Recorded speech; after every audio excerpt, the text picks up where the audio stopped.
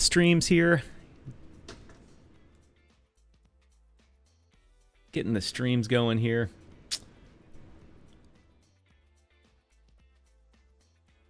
And once again, I've got Pedro in my ear, but you guys can't hear him. Ladies and gentlemen, we're just trying to get these streams up.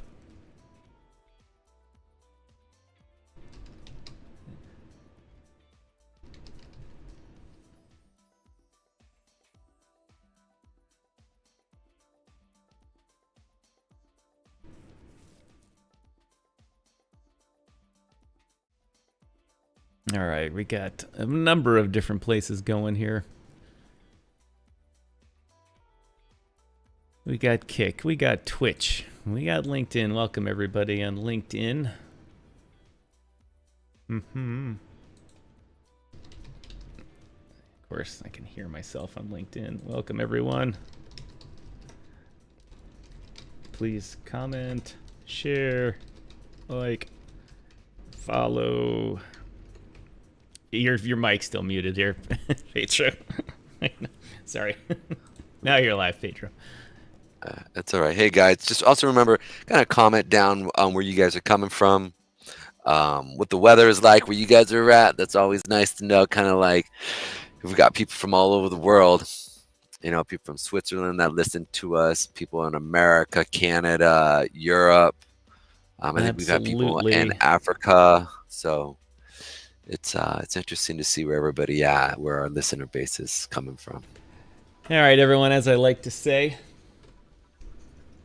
let's get this show started.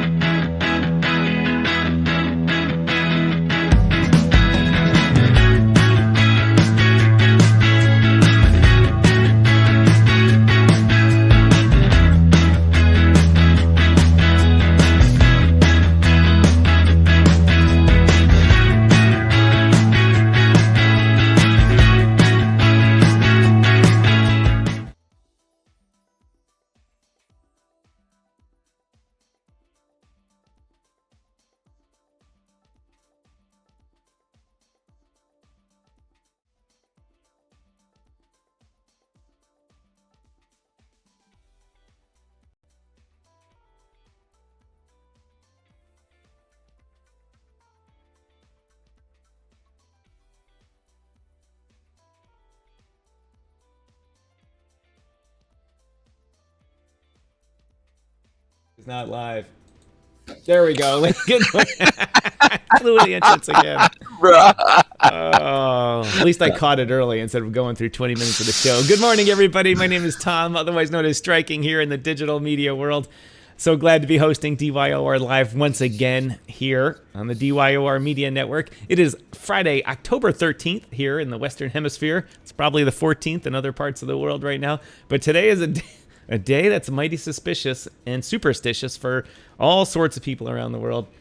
It's good luck and it's bad luck for some people, but as we all know right now, it's nothing but bad luck and bad news going on in the Israeli and Palestinian lands.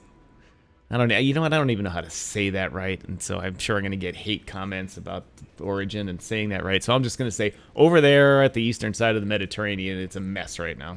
And all week, Pedro and I have been talking about crypto and war, the pros and cons of it. And yesterday I was supposed to have a guy on, Mr. David Azaraf from Tel Aviv, talking about relief efforts, but due to various situations going on over there, otherwise known as a busy schedule, he wasn't able to be on. So he'll be on hopefully next week sometime, talking about relief efforts and trying to help the people of southern Israel and their families that have been affected, not just because many of them got massacred, but the people that survived, their entire life is upended, and they've lost everything. So hopefully we'll have a discussion about that. But in the meantime today, Pedro and I are going to talk how the markets are reacting to this. There's obviously some big news going on in Israel right now. The troops are massing on the border. So we should have a good discussion about that today. And the title I put up for today that we'll try and get at is crypto in a time of crisis, the good and the bad. And we'll once again go over the things that happen that are good with crypto in a time of crisis and the things that are bad with it, because there are definitely both sides of it. But anyway, I've got my co-host Pedro Garcia, the crypto chart analyst here. Pedro, good morning. How are you doing today? Hey, good morning. Good. I'm doing well. Things are doing what they do, right? Yeah. Especially with the current climate that we're sitting in within the world. It is a travesty, but in the same sense, certain things, have been happening in the world, man, and I think the world just sits kind of, they're torn between one and another view, right? And it's hard. I think it's hard. All right. Yeah. Yeah. Anyway, how is the market open today with all the crazy news going on in the Middle East? Anything different today? Yeah, it was actually really interesting. If we can actually go look at the S&P 500 here real quick. It is, we had a rally from last night going into it. I had a friend of mine who is in bonds and from, security-backed mortgages to, 2-year, 5-year, 10-year and 30-year bonds he plays, and that's what he does for his fund. And so he was telling me that because of what's going on in the world and everything that's happening, it's been crazy. And so they actually had to go through and lower the bond rates, because out of the normal line of suspects that can, raise the rates for the 30-year bond. Thank you. So that they could actually bring in enough people to buy the debt. And it was kind of crazy, because it was like this, this is a sign of people's trust in the U.S. And this is a sign that shows them, okay, that they agree with what we're doing. Not even say agree with what we're doing, but that they think over the long haul that we're credit worthy. A good bet, right? Yeah, a good bet, exactly. And I mean, out of the normal suspects, 65% of them showed up. And out of that 65%, 20% bought. And so there's still a lot of stuff that wasn't really bought. I mean, there's still a lot of supply on the chopping block of debt. And so it's kind of a little scary. So to sit there and see what's actually happening with it, we see from yesterday, this was the huge sell-off that came from it. So this was this is why we saw a huge sell-off come in yesterday on the S&P 500. What time frame is that big sell-off yesterday? It was at 12 o'clock, 1 o'clock. That makes sense. I was watching some other things and wondering what was going on, but everything's correlated in the markets. Ugh. Yeah, it was just and one of the guys jumped into one of the groups that I'm a part of and was like, dude, nobody's buying the 30-year bond. We're about to see a sell-off. And and he actually said that after the fact. He didn't say it before. But we were wondering, like, is this because of Israel and what's going on? And we were looking, and then he just came in and said, yeah, we just got out of the bond market, man. Nobody's buying, and like nobody showed up. Oh. So it was really interesting. Yeah, it was, and this happens from time to time, but you would think during war, people want to buy the 30-year bond for some type of safety, and they ran to gold. You can see, from what happened with gold last night, it was a fleet of safety, which is normal. This is what you should say. We have not seen this, right? So it's kind of almost like, wait, what's going on? But you can see here that after last night and everything with the U.S. bonds, right, we saw a huge push up of people coming into gold and saying, you know what, at least we know that this is some store of value that we can hold on to. And from there, we see this huge push up in gold and obviously stuff. But I'll just show you on the daily chart so you can actually see the big push of comparison to what it normally would be. Let me move some of this stuff here real quick.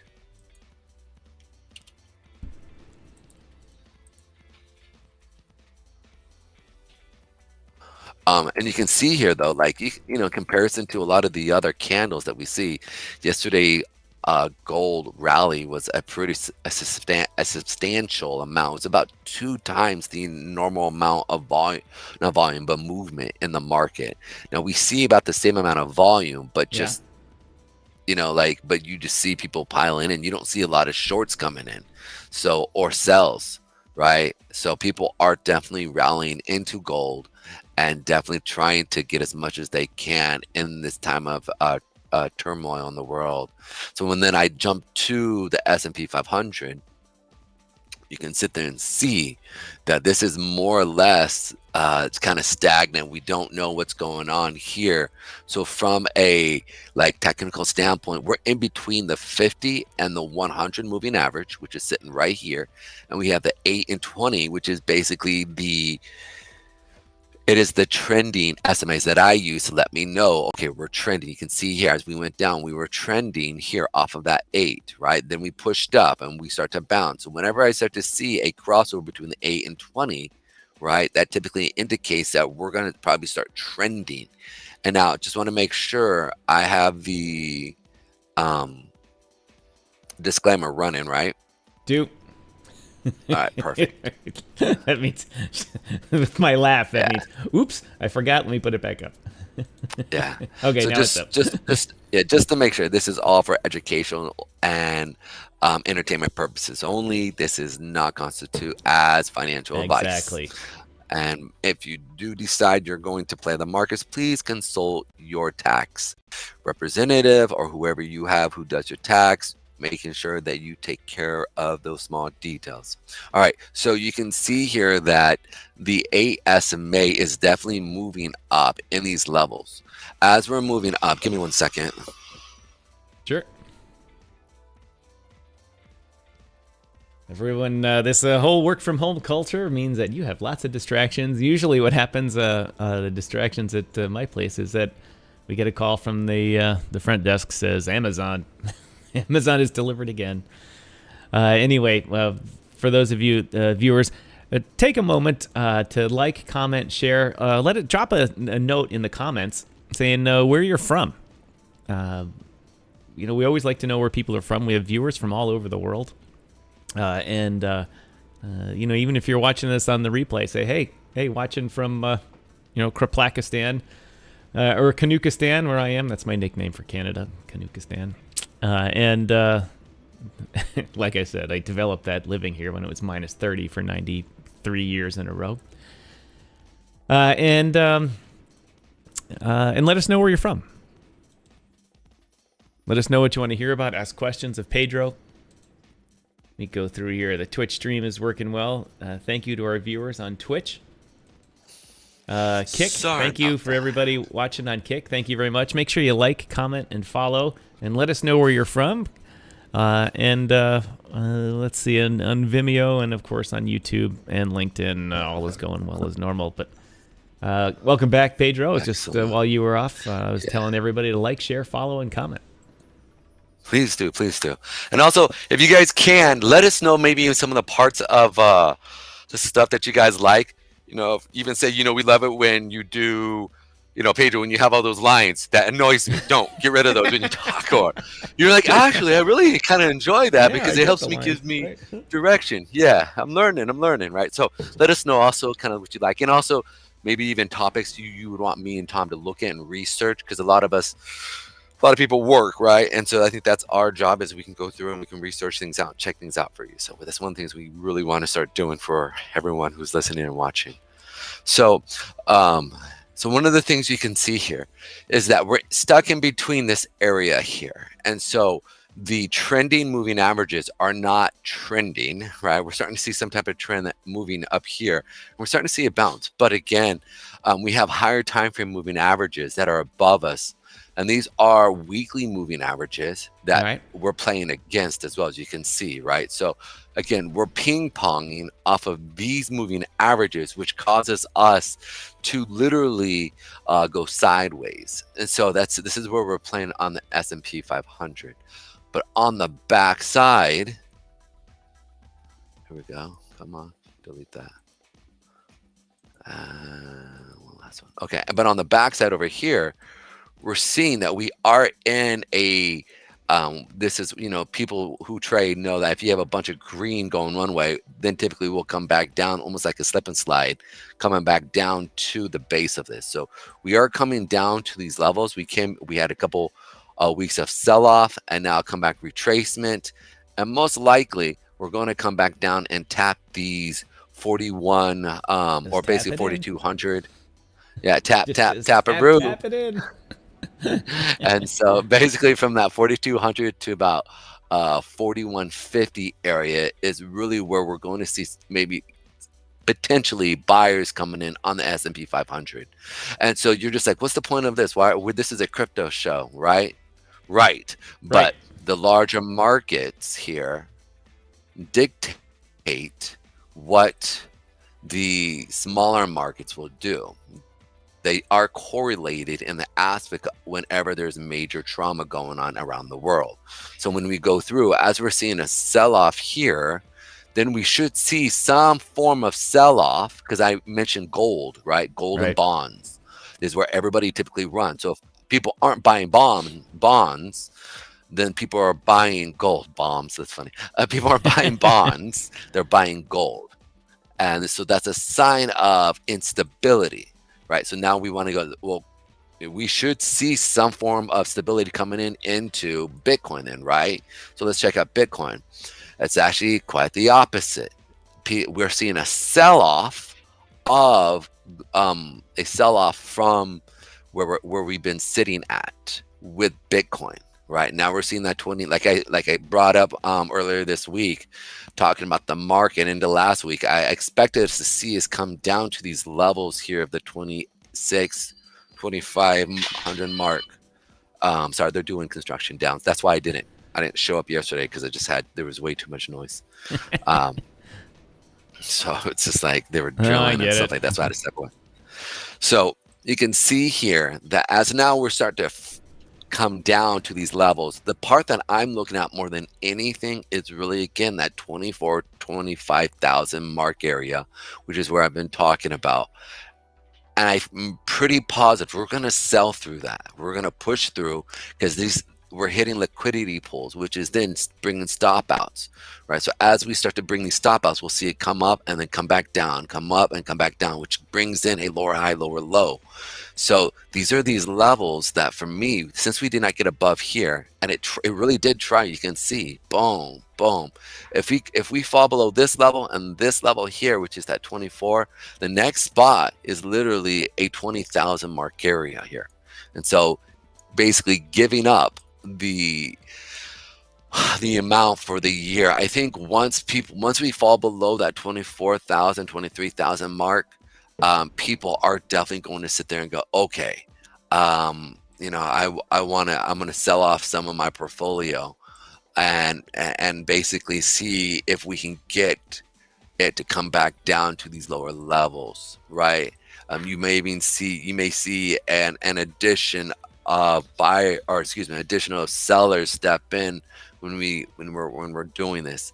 So the next part we want to look at, and as you can see, I'm leading us through a narrative here, and a keyword narrative, right? Because again, it could change, but right, like I was a little bullish, right? Like I was a little bullish, saying, you know what, we're not. I said, it was last week. I said, you know what, I could be wrong, right? And I made it very clear, right? Because we were pushing, we closed up in this level last week, and I said, if we don't fall below this level here this week, we'll most likely be continuing up, right? So I had to change the narrative how I was seeing the market, because the market is always right. But sure enough, the Israeli war broke out, and it's horrible. When we were up here, remember I said expect some horrible news to come out? Yeah, I do remember that. And I don't want to believe, and I hate to say, I don't want to believe that they would. I don't even say. I just don't think that would happen. Theories, I think, is even too much for us.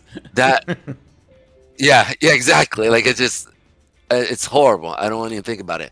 But sure enough, horrible news did come out, and now we're selling off. So on your chart there, what day is October 7th?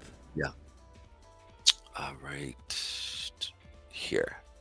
So This on the was day of the October 7th, invasion, the right? Yeah. terrorist attack, the market actually didn't do anything. No, it did. There was, look at the volume, was no volume. That means that it's ready to turn around. Like when there's no, when I see no volume in a place, I always say, oh, look, which ways has it been going? So we're moving up, okay? And then there's low volume on the short side. So that means that sellers are weak, and so this is most likely going to go up. So we have volume come stepping in as we're moving up, right? And then one day when we have that literally no volume. Now, granted, that is a Sunday, but that in crypto, or excuse me, that's a Saturday. But in crypto, that doesn't really mean anything because crypto's traded. I've seen days on the weekend where we have so much volume. I'm like, what's going on? So the fact that Saturday doesn't mean anything. We had no volume here, and then no volume again on the short side. So I'm sitting there going like, what's going on, right? Like literally Right. next to nothing. And then from there, we see a sell-off. So it was one of those moments that right here on the invasion, this is what we see, no volume. Boom. Next one. Then, it's the pause before the storm, and boom, we have the sell-off.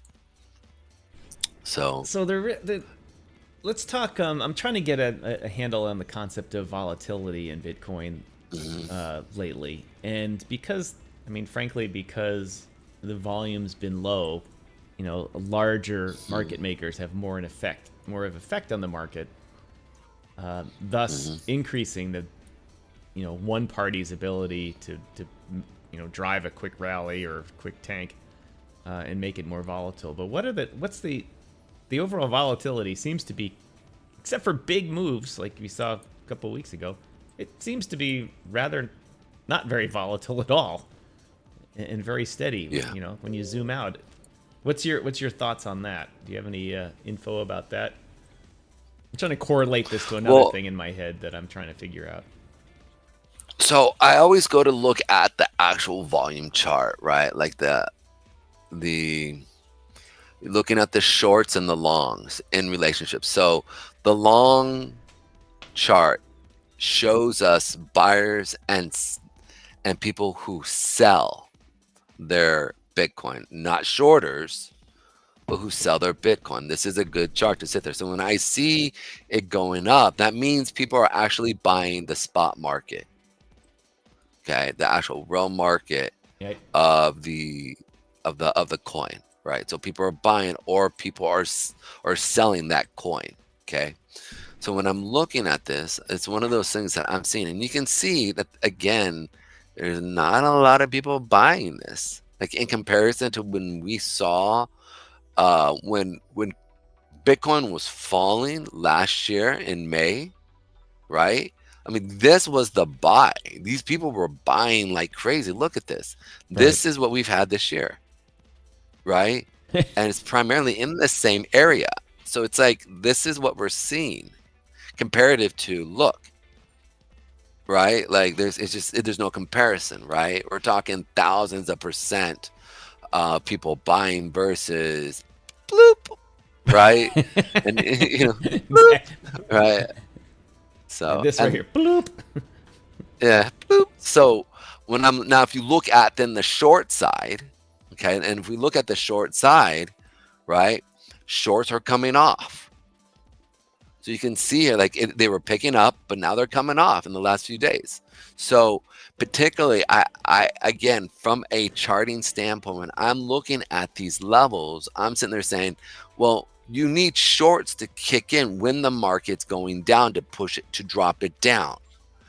Okay, that means we should be seeing buyers really stepping in then. And we're not. Aha. Right? So it's just like a lackluster interest. And maybe people lost their interest in Bitcoin.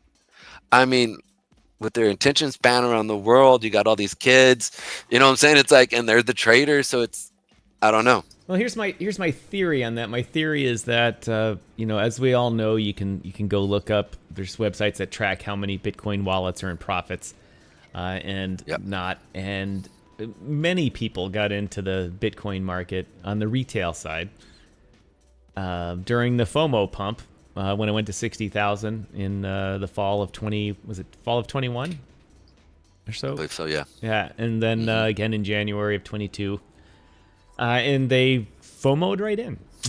And then the price tanked. And the panic sellers, or smart sellers, sold early.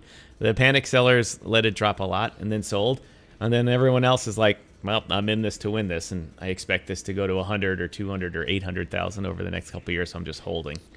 And so on the retail level, it's my opinion that a lot of the people are just holding.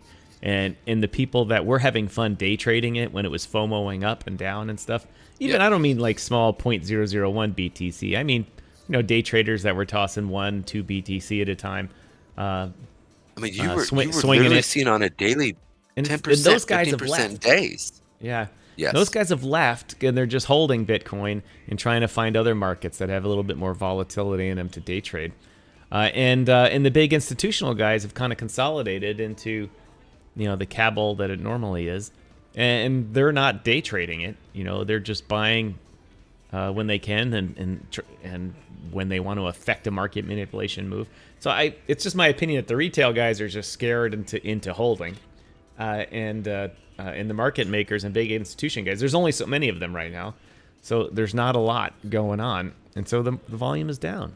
And we need something to push that volume up, even if the price doesn't go up. Just so the volume's up, so the market is more liquid. There's more people in the market. And hopefully more people in the market means more people will buy, not just, futures sell it. You see, and that's where I sit with the idea. So when me looking at the shorts coming in versus the longs coming in, I think it's setting up for a big short. Like if, and I hate to even bring this up, but if people don't continue to buy our 30-year bonds, and we keep having what we had this past week, right? Like it's been slowing down and it keeps slowing down. So if that does happen, right, and we start to see some sell-off, we potentially could see people just get rid of Bitcoin just because they're looking for cash. Right. They want real safety. And Bitcoin is not a store of safety. I mean, I know people would argue that because the fact is that there is no inflation with it. But the reality is you need money to pay employees. You need money to come in. It doesn't produce a dividend. There is no real money coming in. And if I want to really do an exchange of value with somebody and the world is going crazy, it might not work. And I know that sounds crazy because I saw what was happening with the Ukraine war, people fleeing, China sits there and has huge miners going on, even though they're not in crypto. Wait, right. They changed again, right? I believe they changed again, right?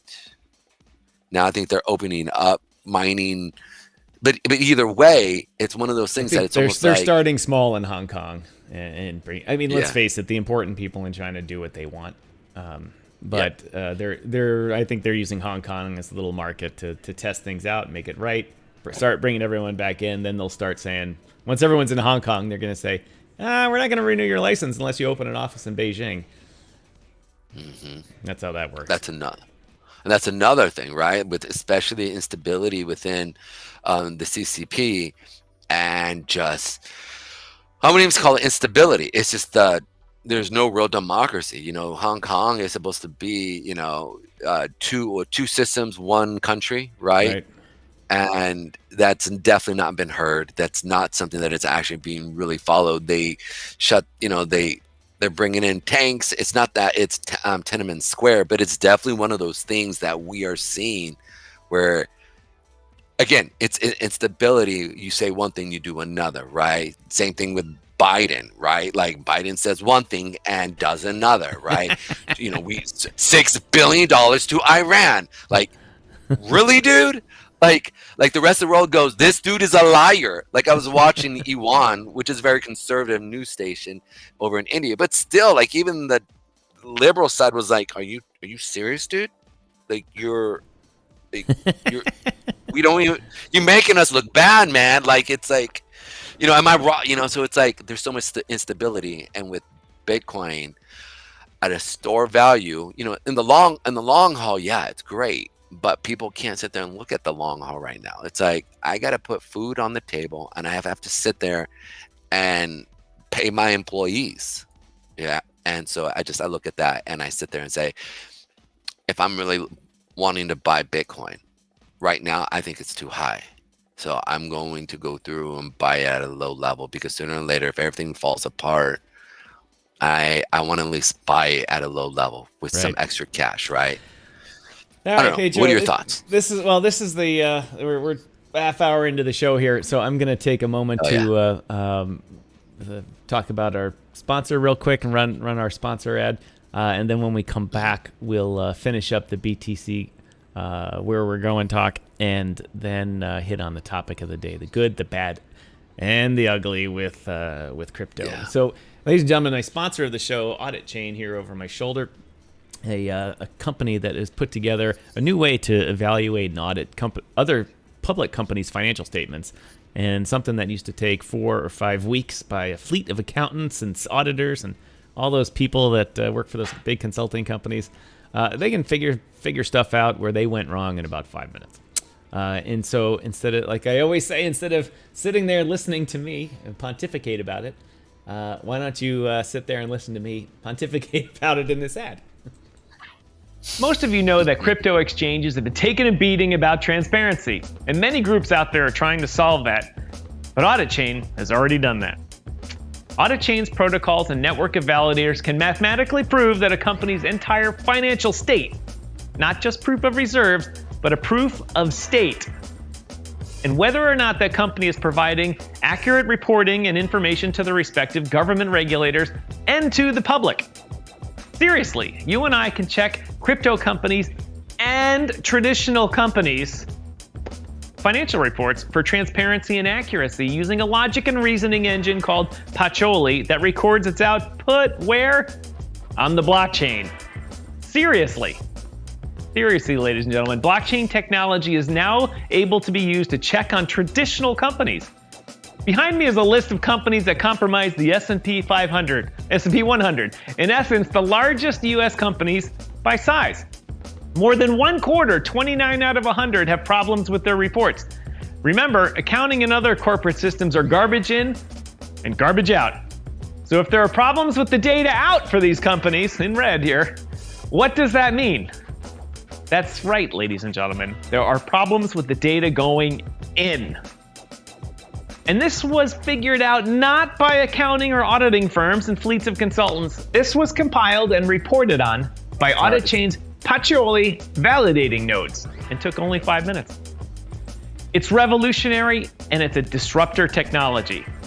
Auditchain. All right, everybody. Thank you very much for listening to me talk about our sponsor, Auditchain. You can find them at auditchain.finance. There are links to their Telegram groups. Once again, it's an accounting software product that does use the blockchain. They do have a token that's involved with it that is part of the smart contract operation, and it's used for gas and so forth, that type of stuff. So I'm not here telling you to go buy anything that's an investment or any of that BS. It's a accounting, auditing type firm that's using the blockchain to make things go well for everyone else. Anyway, Pedro, where we left off before the break, we were talking about where is Bitcoin? And before we get to the topic of the day, crypto and war, where are we going here in the next couple of days with Bitcoin, pending some major fundamental news of invasions and war and death and dismemberment and all that? What's happening? What are the charts telling you? Yeah. Honestly, I think we are coming back down to these lows of the 24,500 area, and then potentially coming back down and tapping this zone at 24,000. I do, just because it doesn't bode well. So we'll see what happens. Obviously, Hamas is going to go through, and I think they're going to they're going to attack Israel again, and we're going to see just Egypt's all going to sorts get of bad involved. news. I mean, Right. if Egypt, Egypt's not getting yeah, involved. I don't see They good things happening. Egypt is not. I can see Syria and Mm. there's some breakaway generals getting involved and that type of stuff, but everyone forgets that the U.S. has been flying air cover over Syria now for about a year, and so have the Russians. I might add. So the Russians and the Americans have divided Syria up, much like Eastern Europe after World War II. But the Egyptians just don't have the logistics to go in and invade anybody. Their army can defend their own property and stuff like that. But to move into Gaza, they can barely feed their soldiers at their home barracks. And to think that they're going into Gaza or into Israel where there's not going to be any food for them anyway, it just doesn't work. And they have to cross such a large, the Sinai Peninsula there and the Sinai Desert, they have to move so many trucks of fuel that they don't have. I used to sell vehicles to the Egyptian government, the Egyptian Procurement Authority. Oh yeah. They just don't have the fuel for it, and they'd be so easy to pick those things off. One cluster bomb, or not, you can't say cluster bombs anymore. One bomb that has many little other bombs in it would take out a whole convoy in the massive explosion. They could. It's almost impossible for Egypt to do anything. But it's not impossible for Lebanon, which shares a very populous border with frankly, parts of Syria. And the Syrians could walk in through part of Jordan too and stuff. I don't mean official armies and stuff like that. I mean, just other groups of pissed off militants. It's just those are all things, and that's why we moved a battle group, an a carrier strike group for the most deadly things ever invented by mankind, into the region where our weapons can support the Israelis. So it's tough. Anyway, so now that we've kind of switched over to war here, let's get to the topic of the day. The good, the bad, and the ugly, as I say. Let me see if I've got that tweet handy. Well, of course I do. Can I ask you something real quick? Sure. While you're pulling that up and looking, so I look at this and I thought Gaza was a lot bigger than when I actually went to the map. Have you showed people not big the at all. map yet? No, it's not. The Gaza Strip is this small little area here, and I hate to say it, but it's prime land there. I mean, it is prime sea land there. You know what I'm saying? It's right off the coast, right there. It could be the part of the a Mediterranean Riviera, if done. Yes, they did it right. I mean, it's like northern Africa there. It's more sandy, a hotter climate than the northern part of Israel and stuff, and Lebanon. But we can just say that's one of the worst managed things that's ever happened in modern humanity. Doing that, and it's awful. Yeah, the whole place is about this. The perimeter of it is 137 miles, so that means it's basically 2 miles by 20 miles or something like that. 2 miles wide by 20 miles long, or it's the size of Chicago, really, and not nearly as many people. They keep calling it the densest place on earth. There's so much misinformation on TV that newscasters repeat. I was listening to the White House press corps the other day, and even some of the people in there, the senior people are all very good, don't say dumb things, but the younger people just say stupid shit on the air.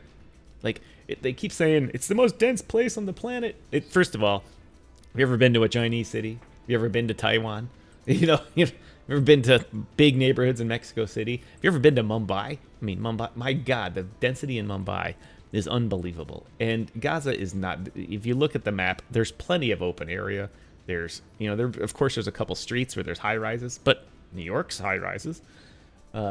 And of course, all those high rises get flattened now. But it's not the most dense area in the world. There's lots of land, especially to the south. There's actually agricultural land.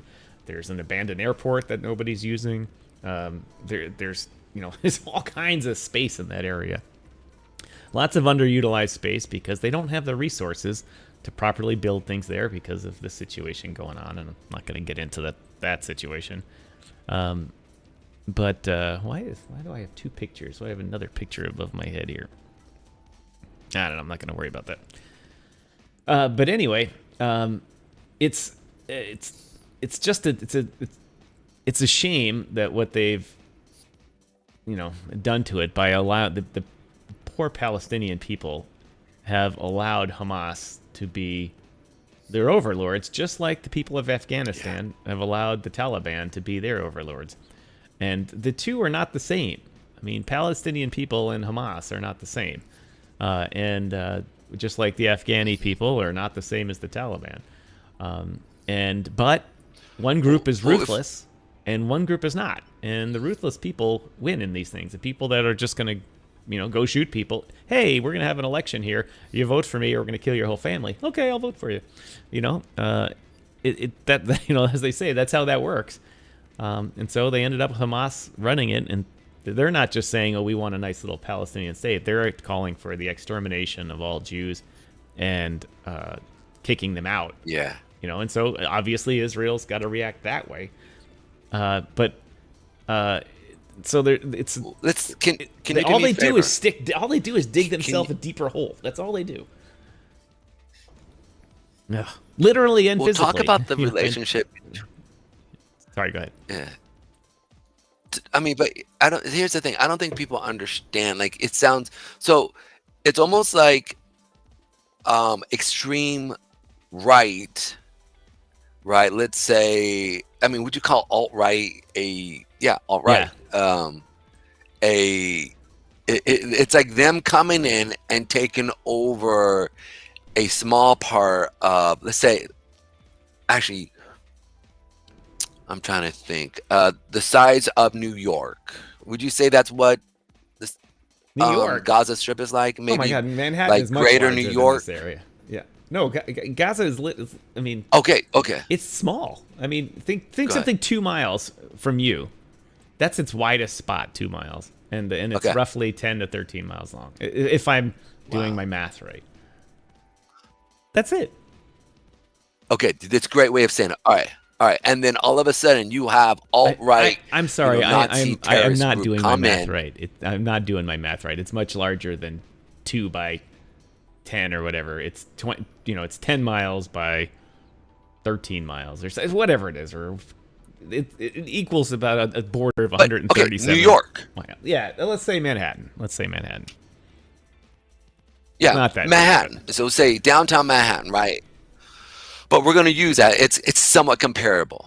They come in, they straight take over America. They take over, and now, but because they've indoctrinated and really galvanized the populace, right? And even they don't want to be there. Like and here's the other thing: these people have been there for hundreds of years. They have families, right? That've been there, and it's just like. And I was talking to some Israeli IDF people, and I was asking.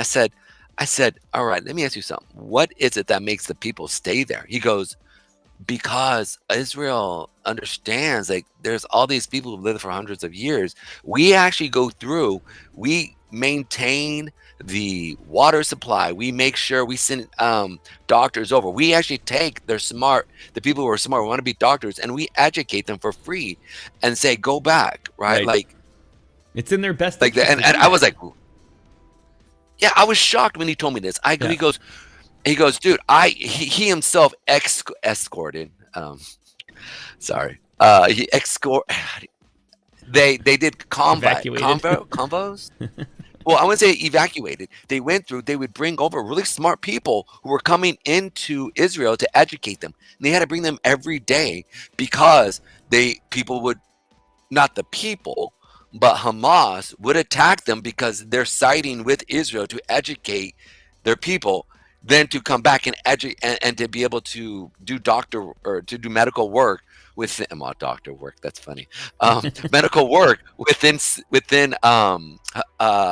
Gaza, And I go, really? He goes, dude, the asinicity of it, asinineness, the asinicity of it. Sorry, I just made up a word there. Was retarded. He goes, it didn't make sense at all. Like, if we could remove Hamas out of the people and let them show, we'd been dope about that. And so I don't know. I heard him say that, and I was kind of shocked with that. I mean, what are your thoughts on that? Because I just got off the phone with him last night about this. And well, I actually have a good story on that. If you could bring up the map of Gaza again. Yes, sir. I'm on it. First, I want to clarify what I said. Gaza is about 23 miles long, 40 kilometers, and at its widest spot is about 11 kilometers, 6 miles. So I was getting my math a little wrong there, confusing area with circumference. But I fixed that. But I actually have an interesting story about what you're talking about with the help that was provided the Palestinians into Gaza. Where I live in Ottawa, I rent a parking spot because the parking. I live downtown. Parking's different, so I found a parking spot to rent. And the lady that I rent from said when I first started living here, I was paying her cash, and then she said, "Oh, can you switch to e-transfers because I'm going to be away for a while." And I said, "Oh, where are you going?" And she said, "Oh, I'm going over to Gaza." And I said, "Gaza?" I said, "This is long before this mess here, you know." And I said, "What are you going over there for?" She goes, "Oh, I'm a doctor, and I go into Gaza under the UN whatever the health program is for the UN. I can't remember it. And do doctor work for a long period of time in there." And I was like, "Well, that's interesting." I said, and basically what, Israelis can't go into Gaza because of bad things happen to them. So they have the United Nations get people from all over the world, including Palestinians from around the world that are trained, and they come work for the UN. And then they go into Gaza and live there, train people. And she was there. Last time I stopped renting my spot because I got rid of my car. Last time I spoke to her, she was there for 6 months, and this was back in 2020 or something like that. And it was amazing. And she'd come back, and I'd see her in the elevator. And I'm like, "Hey, you're back." And she'd be like, "Oh." It's just like, very difficult, Mr. Tom, very difficult. So I found that to be quite interesting, but that completely matches with what you were saying there. Yeah, he actually forgot till he mentioned this part where he goes, they have to work with the UN so that there's some peace. Yep, that's why. Thing.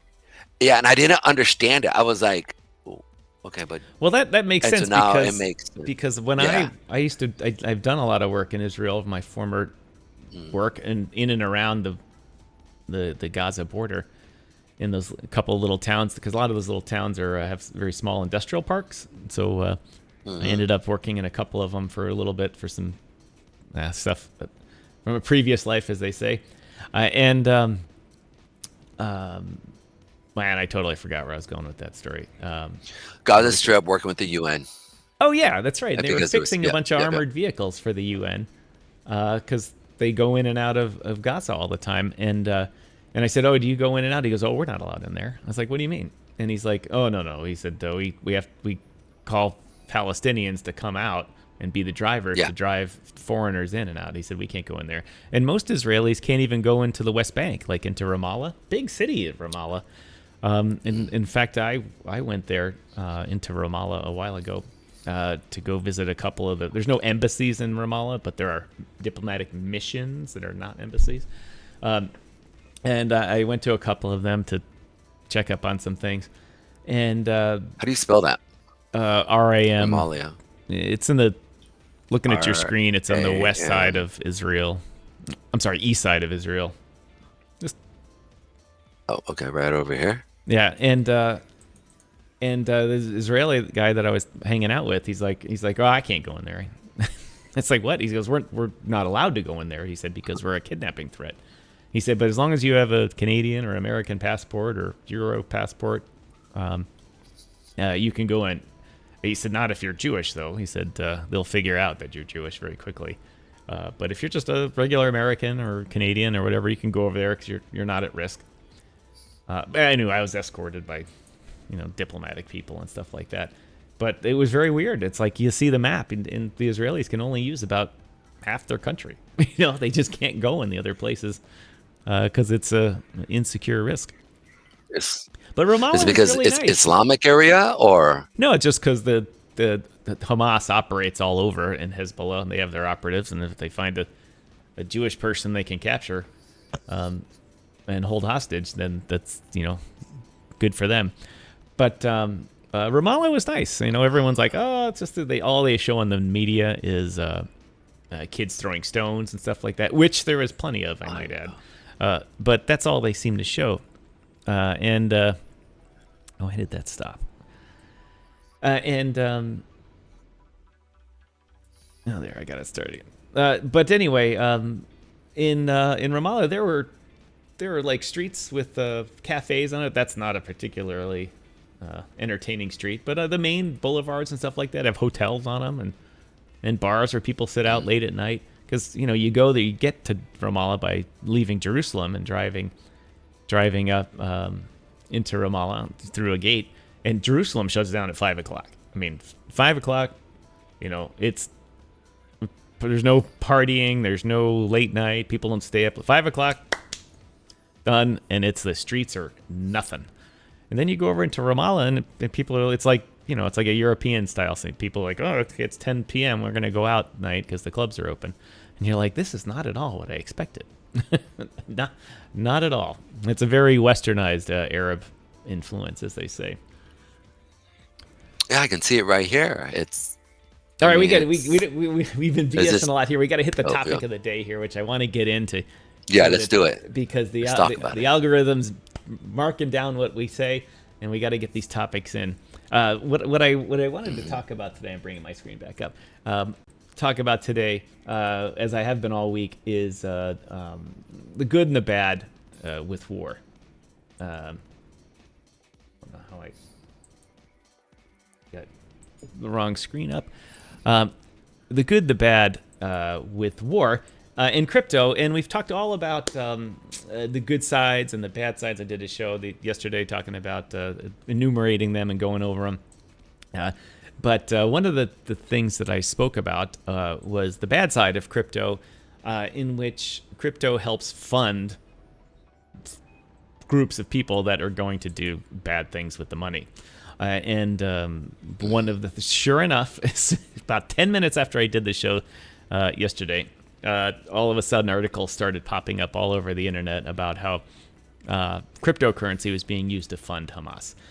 One of the big things that everyone always says is Iran is the primary sponsor of Hamas and Hezbollah and those groups. And they are. That's not even somewhat of a doubt. Iran talks about it. It's not like, it's just the Western view of it. And It's their freedom fighters. right, and everyone celebrates them over there. Not everyone, but everyone related to the government in Iran celebrates this. But the articles were quick to point out, hey, that's not the only way they get their money. The Hezbollah groups are cut off from the official, obviously, financial network. But with trucks going into Gaza, there's obviously cash going in and out of there and stuff like that. But now there's also cryptocurrency funding them. And one of the things about cryptocurrency, as we all know, if you're watching this show, you have some connection with crypto. The person using it never has to be where the crypto is. I mean, crypto doesn't actually move anywhere. I mean, most, especially EVM chain stuff, there's no money doesn't move. It stays on a ledger and a node. It's a ledger somewhere. System. Right, yeah. Nothing is actually transmitted. Just so someone can call somebody up and say, here's the password to this wallet, and they've effectively given that person all the money they want. Or they just, they work as an aggregator. They say, all right, we're raising money for the Palestinians relief fund, but it's really to give to Hamas. And a bunch of people send Bitcoin and whatever currency to a central wallet, and then they give access to that to Hamas or to bad guy number 2, and they can use it however they want, and they don't necessarily even have to bring it back into the fiat world. They can call their buddy in Qatar or Iran or whatever and say, hey, I've got a wallet with equivalent of $10 million in it. Let's trade that for services. And then they said, okay, well, you need more missiles. All right, here's your deal. And so now Iran is sending more missiles to Hamas. And the money never went through Hamas at all. Never went through any bad guys. It never went through banks. It never went through anything at all. It was just really just phone calls, and maybe one little time sending a passphrase, or they don't have to send the money. All they do is send the passphrase, and then once the people get the passphrase, they can transfer it themselves to a new wallet, and the IP address shows that it's done somewhere else in the world and not linked to anyone. And so it's easy. This is the bad side of crypto. It's easy for that to happen. And governments are spending an enormous amount of money on political PR campaigns trying to say, hey, we need the ability to be able to track every transaction in crypto so that something like this doesn't happen. First of all, they'll never be able to do that. I mean, the blockchain is very public right now, but there's the secret foundation and the secret network that's they're bringing encrypted transactions to they have their own layer 1 blockchain. They're bringing that to EVM chains now, and companies are going to quickly adopt that, I can imagine. Yesterday, 2 days ago, we saw the release of input outputs to Charles Hodgkinson I can't say his name right. The Cardano guy, Charles Cardano guy. They brought out their new Midnight protocol, and Midnight is a new protocol that basically keeps everything private. Anonymous transactions. It's all there. I mean, all the information is there behind the scenes. Like a government can still, legally subpoena it the normal way, like when they gather information to the bank. But it won't. All this information won't be available for chain analysis companies like Chain Analysis and all that, and me and you and everybody else, just to go in and figure out how much money everyone has in their wallets. I feel that's a good thing. But governments are trying to stop that because they want the ability to be lazy and be able to just to track everything looking at one giant computer database.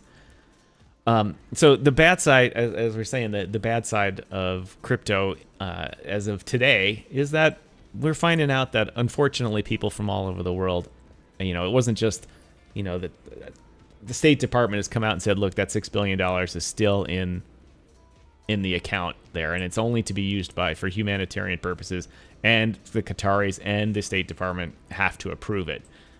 So we know that's not being used, but Iran knows that money's there, so they can spend some of their other money on Hamas, knowing that some behind the scenes in the next few years that money will come. So, there's that. But people all over the world are sending cryptocurrency to various things, and that's obviously a bad thing. And there's all sorts of groups trying to ferret that out right now, which is, the good thing, the good side of it. And the news focus is mostly on a investigation started about 3 years ago. But we know if the news is talking about things that happened 3 years ago, as we all know, in the past 3 years in crypto, the analysis market has exploded completely once people figured out, I can, write script or Java or whatever, write database ingest queries to take in blockchains and then analyze where everything goes, and that's all a good thing. But the bad part is that crypto is being used for, and it's given us a bad name. People like Elizabeth Warren in the U.S. Senate are out there going, "See, I told you so. All of crypto is bad." And then we immediately go over to the other side where we have groups like Stand With Israel and donating money. It says basically, you can't see it on my screen. I didn't size this right up at the top here. It says Crypto Aid Israel, and you can donate to things rebuilding the south of Israel, aid for families of the killed and captured, aid for families of soldiers and first responders. I mean, Israel's a wealthy modern country, but much of Israel, the people of they in the south, there's 125,000 kibbutzes, which are basically community groups that operate self-sustained. They grow their own food, they have their farming-based, community-based, yada yada yada, and they're absolutely destroyed because they have no way to feed themselves now, and they don't have regular income, so they can't go buy food. So it's a disaster. So the good side of crypto Go ahead. It's like Katrina, right? It's like Katrina. When Katrina happened, right? I talked about how there was nothing having the ability to be able to transact business because business weren't able to be open because basically war torn by the hurricane, right? So basically, what was it called? Red Cross came in, and a bunch of insurance companies did kind of come in to kind of help out, right? But these were kind of smaller insurance companies trying to get business. But Right. the idea is, they were out there pushing, and but there's no like government aid coming in per se, correct? Except just the non what's the word I want to use? The I can't always read your mind. Yeah, I know. I can't even think what it's called. It's basically the companies that work as non-profits. Basically, non-profits coming in. That's the Right, the only thing that NGOs and happened. stuff like that, right? Yeah, there you go. And this was in America. So imagine what's going on in Israel. Right. Well, here's a good example, the good side of crypto. You go to this website, cryptoaidisrael.com, and that you bring up the window here. You say, I want to donate less than $10,000. And this box just pops up. It's a swap, instant swap. Connect your wallet. Boom. Here's BTC, ETH, pick whatever thing you want. Boom, there they go. And all you got to do is you can do it. Obviously, you can do it from Wallet Connect right there, or you can copy the QR code and do it from your phone and however you want. But that's the good side. The good side is quickly. You don't have to send. I don't know if you know this, but the list of countries that have the highest amount of donations for charity is the United States, and it's by far amongst higher than any other country, because 40%. Because the Americans have traditionally been very generous, because they've been wealthy compared to the rest of the world. But also, we make things damn easy to do. And when they started making things like as soon as you walk into Home Depot or something like that during a catastrophe, they could say, hey, do you want to donate here $10, and Home Depot will match with $10, and then there's $20 going into Home Depot giving lumber to the people in Katrina. They made that so easy, so it goes up like that. You want to make it easier to get money to people in Israel? Bang, you go to the website, click the button, boom, they got it. And they get it right away, and they can instantly use it. Yeah, they can use it because, for one thing, the people of Israel have been building on crypto systems for a long time, and they have plenty of off-ramps, and they know that they can trade, behind the scenes. They can pay each other. They got their phone systems working again there. The infrastructure's coming back up, and they can buy things. And not only that, but they can send money, like say it's a very old-school kibbutz, and there's going to be a young person there that has a phone, and he's going to say, hey, all right, I've got, 20,000 USD here, and he's going to go to, one of the relief funds and say, I need to convert this to cash. And what they're doing, that the UN is doing, is that they're giving everybody in both southern Israel and in Gaza, they're giving people like basically digital coupons that you can redeem at stores. That the stores have, even in Gaza, the stores can just take a picture of the QR code, and people can buy food and supplies and whatever. I know it's getting harder to buy supplies in Gaza, but it's also going on in southern Israel. So all this is working. These are all the good sides of it. Things happen much faster because of it. That's what I wanted to hit on. Those two topics today are really in the news. One, like I have this article up here, Hamas is opportunistic and adaptive, how Hamas is using cryptocurrency to raise funds. It's kind of a generic article, but it lays out what does happen, with crypto. And then there's all these other articles about the good things that happen and how people are raising money every day. I think that Crypto Aid Israel has raised over like $200,000.